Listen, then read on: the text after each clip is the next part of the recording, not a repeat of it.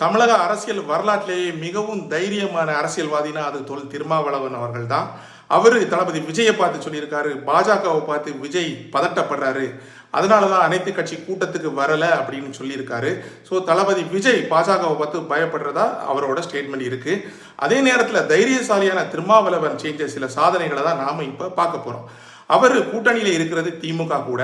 இந்த திமுக அமைச்சர் கொஞ்ச நாளைக்கு முன்னாடி டாஸ்மாக்ல ஒரு மெகா ஊழல் பண்ணியிருந்தாங்க. அதுக்கு இந்த கூட்டணியில் இருக்கிற திருமாவளவன் அவர்கள் எதையுமே தட்டி கேட்கல. அதுக்கப்புறமா அதே திமுகவில் இன்னொரு அமைச்சர் அரசாங்க வேலைக்கு பணம் வாங்கிட்டு, அதாவது லஞ்சம் வாங்கிட்டு வேலை கொடுத்ததா ஒரு குற்றச்சாட்டு வந்தது. அதுக்கும் திருமாவளவன் அவர்களும் எதுவுமே பேசல. அது மட்டும் இல்லாம பல மேடைகளில் பெண்களை பத்தி இழிவா பேசுற பல திமுக அமைச்சர்கள் இருக்காங்க. அதுக்கு எதிராகவும் திருமாவளவன் அவர்கள் எதையுமே பேசுறதே இல்லை.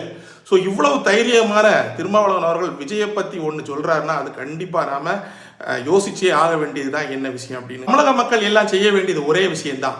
இந்த தைரியசாலியான அரசியல்வாதிகளை 2026 மூட்டை கட்டி வீட்டுக்கு அனுப்பணும். அதுதான் நம்மளோட ஒரே வேலை.